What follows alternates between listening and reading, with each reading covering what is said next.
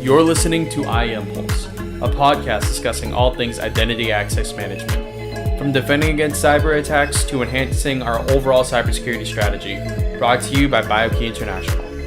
Today's episode is provided by the QSights Podcast, featuring our own VP of Product, Kimberly Johnson. On this episode, both Kim and QSights host Aaron Keyports are going to be covering the need for organizations to implement multi-factor authentication. With that, let's have them take it away.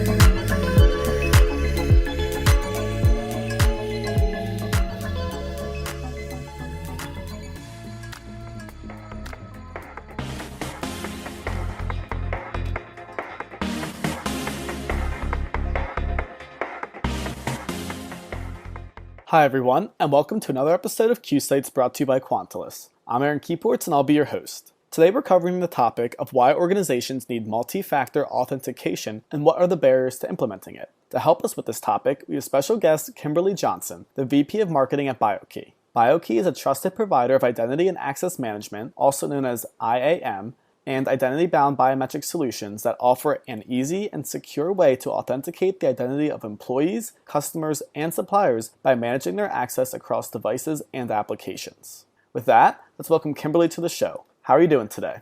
I'm doing great, Aaron. Thanks for having me. Yes, thanks for hopping on this Friday before we head out for the weekend. Right. Good way to end the week. For sure. And we're very excited to have you on the show to give us a little crash course on multi-factor authentication. Or, for those of you who don't know, it could also be called MFA for short. Sure. Happy to be here. And if it's okay with you, we're just going to roll right into the questions here. So to start off, can you provide some background on your experience and how you got to where you are now as the VP of Product Marketing at Biokey?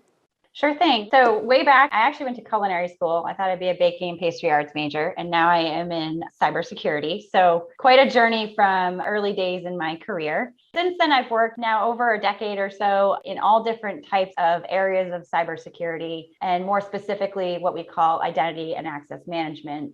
Working with things like notes and domino systems, which are pretty dated now. Some organizations still run them, and doing things like single sign-on and multi-factor at that point. I've worked for organizations like a certificate authority that writes PKI and SSL certs for websites, for example, dabbled in healthcare IAM, and even went into cyber risk with security ratings company that I worked for. And over my career, I have really become, as I like to affectionately call, a cyber geek. I thoroughly enjoy the subjects. I find it fascinating. I get really jazzed up if you start asking about the recent attacks and critical infrastructure and everything else, but have had the opportunity to really spend time with and speak with multiple organizations across all kinds of verticals about their cybersecurity and their strategy. So been at this for quite a while, and like I said, geek out a bit on the subject. Thank you for the background there and for giving us a lay of the land of how you got to where you are now. And then shifting gears more towards today's topic, can you give us a brief definition of what is multi-factor authentication and maybe why it's important for companies to implement it? Yeah, sure. I always start with, if you think about today, right? If I used to do business with you 20 years ago, I used to go into an office, you could see me, I was sitting in front of you, you knew who I was based on probably an identity, driver's license, passport, something like that. And the two words people use is digital transformation. As business has become digital, and also us as humans like convenience. So I love that Amazon delivers something within, I think, 8 hours to my door. That meant that a lot of business transactions and engagement with even each other is done online and in digital formats. And so the whole premise behind identity and access management is that you're trying to make sure that the right people, the person that's authorized to access something, is the one accessing the resource or the application at the right time and for the right reasons. And if you've listened to the news or you've heard, I think multi-factor has become one of the hottest topics now, mainly because of that infamous cyber attack called ransomware. We've seen Colonial Pipeline, we've seen JBS, we've seen some other major attacks that have happened, and multi-factor has come up as a real preventative measure for that. Now, what is that? When you go to log in, you usually type in a username and a password. That's been pretty much standard status quo for quite a while. Multi-factor is a combination of at least two factors of something that you know, something that you have, or something that you are. And so, for example, something that you know is your password, something that you have is your phone that received, let's say, a code or a PIN that you also have to enter. Or something that you are is a biometric, right? Something like putting your fingerprint down on a fingerprint scanner in combination with a password. And that's something, if you think about, you probably do, Erin, right? Every day, if you log into your bank account, my guess is they sent you a text message with a code. It's become pretty standard. And so why that's so important is passwords don't work anymore. I think the latest stat was around 86% of breaches are related to stolen credentials, in other words, passwords. One of my favorite charts out there you can go look up is the top 200 most common passwords. And in that chart, there's a column that says exactly how long it takes a hacker to hack them. And usually it's within seconds. And so the most common password still remains, even after 10 years of me doing this, password 1234. So we realized that that's not enough. And it really doesn't prove that, Erin, you're the one accessing the thing that you're trying to get into. The only thing I know is whoever is trying to access has the password. So multi-factor is just so important because it's an additional way to increase your positive identification of the individual, that you really can try to get closer and closer to the person is who they say they are. And that will basically either prevent attacks, so hackers can't get a password and then just get in. And then also when an attack happens, like a phishing attack, right? People send you that email and say, hey, click here to send me money. That will prevent it from proliferating across the organization. So as somebody gains access, let's say through a vulnerable point, when they go to the next account or they try to go across an organization and get into more data and more systems, they're met with additional barriers, which is this multi-factor authentication. So just really critical. I would say I haven't seen a point yet in my career where this has become this hot of a topic, just from being talked about in the news. There's an executive order from the Biden administration even saying that it's mandated for federal. So very critical and very, very important to organizations. So if it is so important and top of mind recently with these massive cyber attacks being covered in the news, do you know why some businesses might not be implementing it, or why they don't seem worried about cyber attacks and are resisting implementing multi-factor authentication? So sometimes it perplexes me because I'm in it. I eat, sleep, breathe it. I know it's such a preventative thing. So it is a great question, right? Like, okay, well, if there's an answer to the problem, why wouldn't you solve it? And so there's a couple of things here. One is that people just don't believe it's going to be them. Oh, Colonial Pipeline got hacked, but we're small. We won't be targeted. That mentality happens a lot. And also, cybersecurity for a really long time has been a bit of an insurance policy. So like, oh, well, we put it in place, spent the money, we've implemented it, and we didn't get attacked. So was the investment worth it, right? Like the ROI and the return on investment of multi-factor is sometimes hard to measure for folks if they don't have an actual breach happen. On that note, from firsthand, I just did a presentation actually with the county in California, and they didn't have it, and they had a massive phishing attack. And that basically instigator said, okay, we really have to put this in place.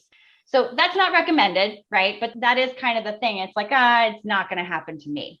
The other thing is it's not straightforward to implement. It does take IT security, specifically expertise to do. And we have a cybersecurity professional shortage right now. I think the latest thing I saw was about 3 million professionals in terms of a shortage that the globe needs, and we just don't have. So the expertise and the skill set in-house in some of these organizations, especially smaller ones, may not be something that they have. And it's daunting, right? It can be complicated and complex and everything else. And then I'd also say that people, us, are some of the worst people at cybersecurity. I will be the first one to admit, I don't like doing multi-factor, right? Like if I'm trying to get my work done and I'm trying to gain access to Salesforce and HubSpot and all these apps, I'm trying to go quick. I got campaigns to get out. I'm a marketing person. The last thing I want is to be stopped and said, hey, go check your phone and type in this PIN.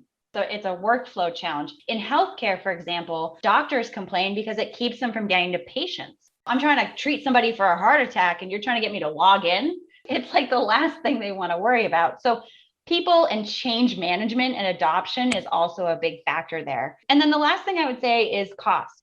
It's not cheap and it's not free. To implement some of these things is $5 per user per month. And if you have 11,000 people or even 1,000 people, that begins to get pretty expensive pretty quickly. And so I see a lot of organizations also say, okay, I realize I now need this, but I'm only going to implement it where I absolutely need to have it. In other words, I'm only going to implement it for really privileged accounts, like accounts that have keys to the kingdom.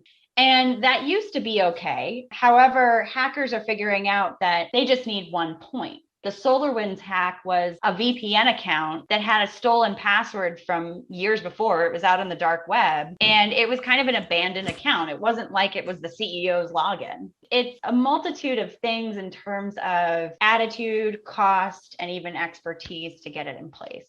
Going off that, how has the shift towards working remotely impacted multi-factor authentication? So that could either be people are slower to adopt it now, or maybe they're quicker to adopt it because they realize their employees are spread out? Or do you think it's been hindered since employees aren't in the office and companies can't give presentations on the topic to kind of warm employees up to the idea, especially because we know people are resistant to change? So kind of all of the above. And going back to my first statement on how businesses transformed to digital, COVID just blew that out of the water in terms of every engagement with your employees, your customers, kind of all across the suppliers became online. And so it's even more important now. And hackers had a field day. I mean, COVID was probably like Christmas for them because organizations went, oh my gosh, we got to move stuff to the cloud. We got to move stuff to remote. And they put the technology in place and the security is coming after. So there's vulnerable systems that are being put out there. But the shift to working from home had a few impacts.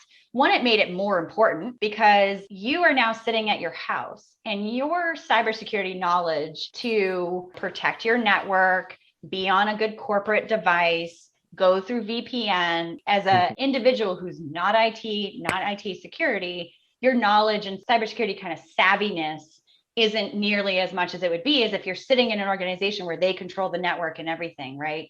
I'm not even worried about it too. Yeah, right. Like that's not a worry to me. Cybersecurity, I'm not thinking about it. I'm just here doing my day-to-day job. Right. I bet your network password is probably, the default that came with the router or something. And I encourage everybody sitting at home, even if you're not in IT and security or you've never heard of multi-factor, realize that now you as an employee actually are responsible for keeping your organization safe just as much as everybody else. You have to make sure that you're maintaining that security and keeping things safe. The last thing you want to do is have Aaron's VPN account be the one that put everybody in the news and had to scramble to save data, right? Like that's not where you want to be. So I think it impacted that way. I think a lot of organizations have increased cybersecurity awareness training for that perspective and improved it. Now, on the other side, too, some methods of multi-factor are harder to do when somebody's remote. For example, one very common method for very sensitive information is a hardware token. Literally is like a little device, a USB key you can think of that you plug into your computer. And again, it's something you have and you tap it and it says, okay, here's the second factor, and it sends an encrypted blob and all this fun tech stuff. And basically says, okay, not only has Aaron put in his password, but he's also got his hardware token. So we're getting closer to saying he is who he says he is. Well, people lose tokens. IT has to ship tokens. And so if your only way to get in is that token and you lose it and you're at home, what do you do from a usability perspective? There were just new challenges that came up, and not being able to see people in person and be able to lock down their infrastructure and lock down these systems, shifting to work from home just blew this completely out of the water. And then let's say a company is interested in utilizing MFA technology. Are there any practical steps that they should take when first getting started with implementing it? Yeah, I have kind of 5 steps to this. I'll go over them really high level. But the first one is to assess your risk and assess your people. And I mean that in the sense of you have to start somewhere. So a lot of times people kind of get analysis paralysis around this, right? Like, oh my gosh, I got to secure every account and put MFA everywhere for everybody. And it becomes really daunting for people if they don't know where to start and they don't know where to begin. And so what I say is assess your risk. In other words, take an inventory of the systems, the applications, the data, and figure out how risky it would be if somebody gained unauthorized access. So a great example is my online lunch menu, let's say, is a lot less risky than my HR portal. So like securing my HR portal, I would prioritize first and make sure that everybody that has access to that portal has multi-factor in place before the people that have access to an online learning portal or lunch or whatever it may be. So that's kind of the first thing. And then, like I said, MFA, a lot of it is about change and change adoption. People like the CEO tends to be sometimes the worst person to get to use MFA, and they're the most targeted. But when you get up to certain levels and importance and everything, you don't want your day-to-day interrupted, right? I kind of gave that overview of don't interrupt my day. That gets worse as you kind of go up the executive ladder. And so understanding what users in your organization, how their day-to-day operations work, and then figuring out the best methods and approach to them is really important. Otherwise, they won't adopt the security, and security is only good as much as it's used and adopted. So that's the first one. Assess the situation, make sure you understand it. Then pick your authentication methods. So the example I gave you with hardware tokens don't work for everybody. Even more importantly, the standard factor has become phone-based. Well, smartphones are great. I have one. I don't know, Aaron, do you have an iPhone? I do have an iPhone 11. Okay. All right. Believe it or not, Aaron, there are people out there that do not have smartphones. I know, crazy concept, right? But they have flip phones or they have other things, or they work in a building they're not allowed to have their phone, like a call center, because people at one point in time were taking pictures of data they're not supposed to. So they're not allowed to have phones, or there's no cell phone service. It's a good Some one. of those older buildings that are like more solidly built. Right. We work in education a lot. The basement office of whatever building doesn't get service. So if the only method you gave this person to log in is based on getting a text message, guess what? That's not going to work all the time. And it's not going to work for 100% of your users. So multi-factor is a lot about not doing one size fits all. Make sure you give users multiple options. So if I was implementing security and MFA for you, for example, I would give you probably an option with the phone. I might give you a biometric option, and then I might give you an option of printing codes that you can cross out as you use them. You need to give people flexible options is priority also number one. I have a question, and you touched on it before, but I was wondering if you go into more detail of what you mean when you mention biometric as it pertains to multi-factor authentication. Sure. So biometrics is something that you are. So a lot of people think about this as a fingerprint scan. You know, mainstream iPhones have brought in convenience methods of biometrics. That's probably way too deep to go into on this podcast, but Face ID to unlock a phone. There's some amazing biometrics out there too, like iris. Voice recognition is one. We have palm scanning, for example. And there's even behavioral biometrics, like how you behave and how you type, what you do. So biometrics is, in my book, the closest possible authentication method to getting to you are who you say you are. That positively identifies the person. Nobody else can put your fingerprint down. You have to be sitting there and using your fingerprint to do that in the most simplest ways. That, like I said, we probably should do a whole podcast on biometrics and the misconceptions of them. Biometrics are a very strong method, and they're good because you don't have anything extra to carry. You don't have anything extra to remember. You can't forget your finger for the most part and everything. So yeah, that's the biometric side of it. And then the rest of the steps, so define security policies. That's what drives all these methods and what gets implemented. Step 4 for me is a communication strategy. So like you have to get your board of directors and CEO on board with the importance of this, and in a way that they understand it. In other words, and we were talking about this a little bit before we started, but cyber attacks aren't just about stealing data. It's about your reputation as a company. You don't want to be in the news. You don't want to be in the news as not safeguarding people's data. That's a bad place to be. And helping the business realize that helps them with the change management. So communication is absolutely critical to get it adopted. And then, like I said, start somewhere. Step 5 is phase rollout. Absolutely don't try to put MFA everywhere tomorrow. You want to step it through and say, okay, we'll start with our own IT team. We'll then go to maybe more privileged access. We'll pick the marketing department because they're pretty open to change. You want to roll it out versus all at once. That makes sense. Kind of like smaller steps to not freak anybody out in the company or overwhelm them with change. Because like we said before, people can be very resistant towards change, especially in the workplace. Yeah. And then, so great example, healthcare, what an ER person does every day and needs for security and authentication is wildly different than the surgeon that's operating for 12 hours at a time. And so if you don't understand that and don't implement it enrolled, it's going to fail. You're going to roll something out and it's one big bang, but it's harder to retract that. And then it gets a bad connotation like, oh, that MFA stuff really was a pain. versus get some champions, roll it out successfully and slow roll it. When thinking about current events, is there anything going on in the industry or market that you're seeing that might increase the adoption of multi-factor authentication?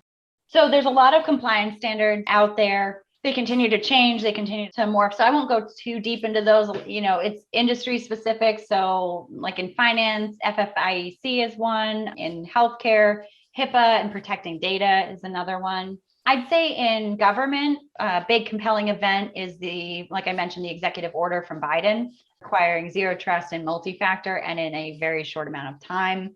Actually, the most compelling event right now that we're seeing is cyber insurance. Can you briefly go over what cyber insurance is for us?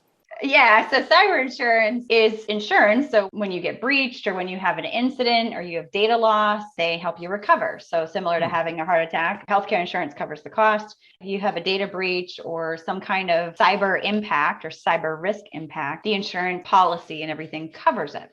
Well, cyber insurance, again, probably a whole nother topic for a podcast, but cyber insurance, my guess is collection-wise, not sure how much it was being collected on. I know there's always been conversation about what they will and won't cover.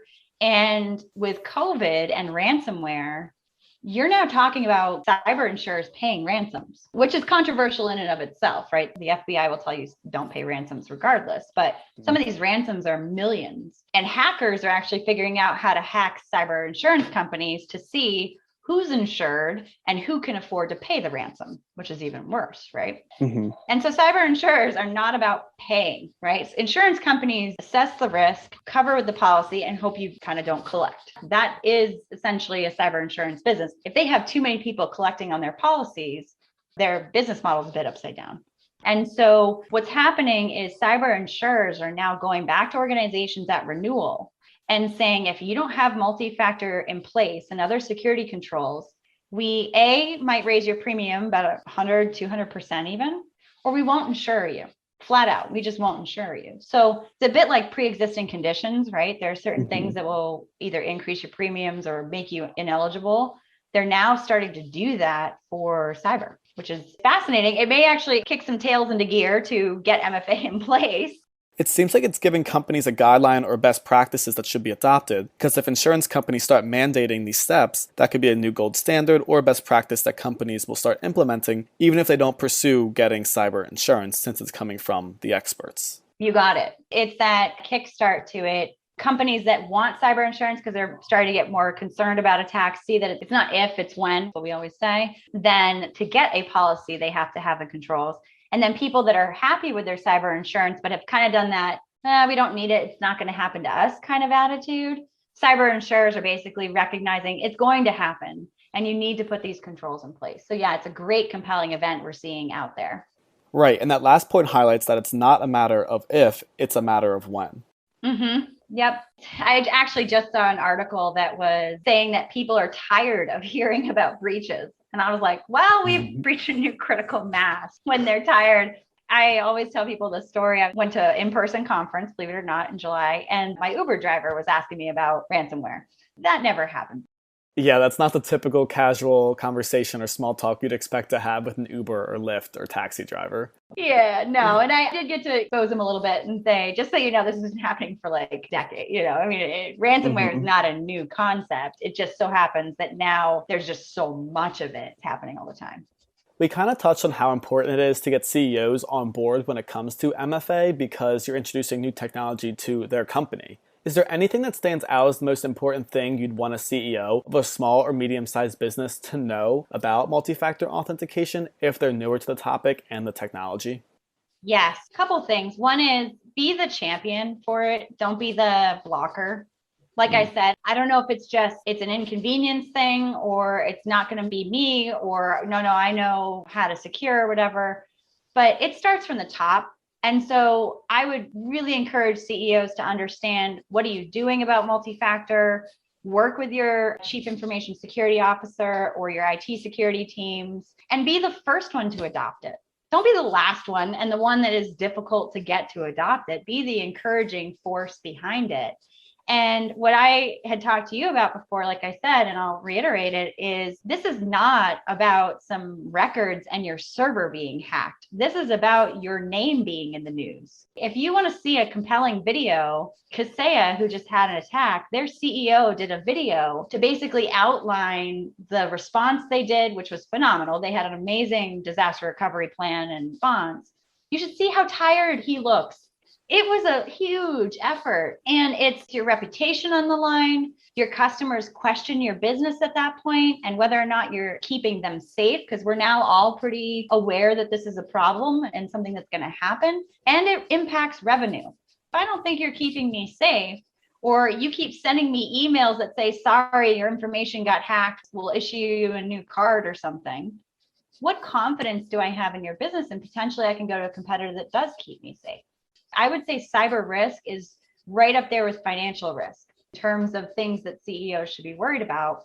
And then I know the last point I'll make, we talked about large versus small and medium businesses. That attitude of like, well, I'm small. I'm not Colonial Pipeline, or I'm not MasterCard or any of these giants. And the thing that you have to realize is now that we're digital and we're connected and people outsource things, you are part of the ecosystem. The smallest organization actually is a perfect place for a hacker to start if they're trying to go after the bigger guys, because we now use third parties and we use suppliers to do things for us. And so that's really, really important to think about too, is we're all linked together. We're all in a chain together. And so if you're the weak link, you could potentially impact business for everybody. And so it's an interesting social responsibility question. COVID's a good example of like mask wearing, not vaccines or not, right? Social responsibility or not. I think of cybersecurity a lot in the same way. It's like, are you patching your systems? Are you putting multi-factor in place? Because it can be a systemic thing. If you're the one that gets breached, it can spread across the globe. Everybody you're connected to. So that's my messages to CEOs, COOs across the board is you got to pay attention, and has been time for quite a while. You also mentioned how companies don't want to end up in the news, and as consumers keep putting more and more information online and sharing it with these businesses, consumers need more security and trust with these companies. So if consumers start seeing a company in the news that's been under attack and they use their platform or services, that consumer can very quickly deactivate their account or cancel their subscription and take their business to a competitor that is not exposing them to unnecessary and unwanted risks. You got it. And actually, in that kind of supply chain scenario, there was an incident, for example, where I believe it was Ticketmaster had outsourced some of their ticketing routing system and just operations to a third party. Never heard of the third party. The logo that was in the news was Ticketmaster.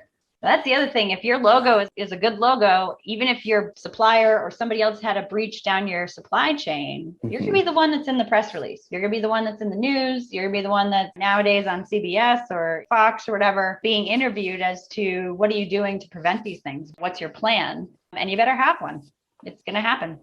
It's like that old saying, the bigger you are, the harder you fall. Man, if you're a big logo, they really like putting your name in the spotlight. And the worst thing would be not only to have your company in the spotlight, but then, and the CEO's VPN access is the one that, that's a bad place to be. You don't want to have to go stand in front of your board and explain why you didn't want to implement a simple PIN code or token or something because it's inconvenient. And that's now why you're in the news. It's just not going to cut it anymore in terms of where we're at. Segueing into the final parts of this episode, could you give us some information on what services Biokey offers its clients? Yeah, sure. So, you kind of went over a little bit of a blurb about us. We have been in the business over 27 years now. We do provide identity and access management with integrated identity-bound biometric solutions. And so we help companies do things like reduce password reset calls. So if you forget your password, calling the help desk. We help them eliminate passwords, secure remote access, prevent phishing attacks, and just improve overall productivity for the IT team with our solutions. Our main solution is called Portal Guard, and it provides things like multi-factor authentication, single sign-on, self-service password reset. And then, as I mentioned, we have been a global leader in biometrics for our whole history of our organization. And so we're the only ones providing IAM with these high integrity, high accuracy, and secure biometric methods, which includes things like fingerprint authentication with both software and hardware. So we sell scanners that you can scan your fingerprint, And we're the only ones with a mobile application that you can do a palm scan, very simple, very convenient, and extremely secure. And that's our mobile auth with Palm Positive solution. So been in it a long time, have well over 1,000 customers at this point, anywhere from the federal government, higher education, and just overall providing these solutions. And we're always happy to help consult an organization if they're just not sure where to start. Looking at the variety of industries you listed that Biokey commonly works in, it really goes to show that MFA is for everyone. Yeah, people ask me, what's your target market? Do you log in? Do you have anybody accessing anything? So we kind of joke, I've seen some really wild market assessments. I think the latest one was about a $34 billion market assessment on multi-factor, but it's anyone that has systems that people access.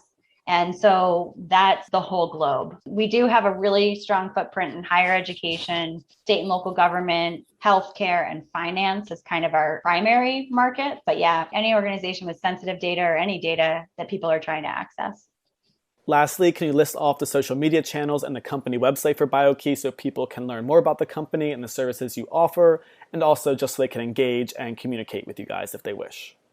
Best way to learn about Biokey is our website. So it's bio-key.com, biokey.com. You can find me personally on LinkedIn. I connect with everybody. I love talking about these things. And we have a lot of great content. We have a really strong blog too, you can find on our website. But most of that information is there. And we do have a state of multi-factor authentication ebook and survey we actually just came out with. So that's a great piece of content to go check out on our website and our resource center. That wraps up today's episode of QSights on why organizations need multi-factor authentication and what are the barriers to implementing it. So let's give a big thank you to Kimberly Johnson of Biokey for joining us today.